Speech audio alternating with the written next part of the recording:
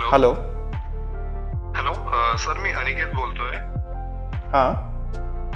मी तुमचे व्हिडिओज पाहत असतो. पॅटसन मी ना हो. रेग्युलरली हां, मी बरोबर. तुमचे व्हिडिओज पाहत असतो. माझ्याकडे आता एक लॅब आहे. ओके. जवळपास 3 वर्षाचा होत आलाय तो आता. पण मला त्याच्याबद्दलच तुम्हाला एक विचारायचं होतं की त्याला येऊन अधूनमधून सारखे बॉडीवर रॅशेस होत असतात लाल रंगाचे. अच्छा. त्याच्याबद्दलच मला तुमच्याशी जरा सजेशन हवं होतं. काय नाव म्हणाला तुमचं? माझा अनिकेत. अच्छा. आणि लॅबचं अंगावरचे रॅसेस हे तो चावतोय का खाजवतोय? तो खाजवतोय. ऍक्च्युली तो दोन्ही गोष्टी करतोय. पण आता मध्ये मध्ये कसं झालंय, मी त्याला डॉक्टरांकडे नेलं होतं. अच्छा. पण ते तेवढ्या पुरतं राहतंय.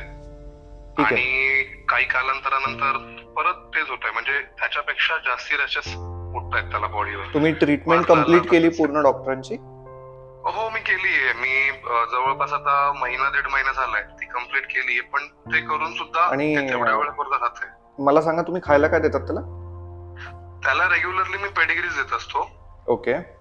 ती मी आपल्या शॉपवरून बाय करतो. आता मी 2दा केलीये. अच्छा. तुम्ही मोस्ट पॉसिबली आहे ना सर, ही ॲलर्जी असू शकते. तर त्याला ही सातत्यानं एकच प्रकारचं फूड तुम्ही गेल्या 1.5 वर्षापासून देताय? 1.5 ते 2 वर्षापेक्षा जास्त? हो, मी देतोय. तितका वेळ देतोय त्याला मी ते फूड. अच्छा. मग तुम्हाला कदाचित फूड मधल्या कुठल्या तरी इन्ग्रेडियंटची ॲलर्जी असू शकते. ब्रँडेड फूड जरी दिलं आपण ना, तरी आपल्या डॉगला त्या फूडची ॲलर्जी असण्याचं प्रमाण असतं. या केसेसमध्ये तुम्हाला असं करायचं आहे की त्याचं फूड मधलं व्हीट आणि चिकन या 2 गोष्टी कारणास्तव ॲलर्जीच्या असू शकतात. त्या कमी करा. याच्याऐवजी तुम्ही त्याला हायपो ॲलर्जेनिक फूड जे येतं ना, त्याच्यावरती शिफ्ट करा. जर शक्य झालं तुम्हाला तर ठीक आहे. नसेल शक्य तर तुम्ही त्याला डक किंवा फिश या 2 पैकी काहीतरी फ्रेश फॉर्ममध्ये जे अवेलेबल असेल आणि तुम्ही घरात देऊ शकाल अशा पद्धतीत त्याला अवेलेबल करून द्या. एक साधारण 8 दिवस हे कंटिन्यू फॉलो करा. 8 दिवसानंतर तुम्हाला थोडंसं त्याचं इचिंग आणि रेडनेस कमी झाला असेल असं दिसतंय, तर डेफिनेटली तुमच्या फूडमुळे ती गोष्ट होत होती.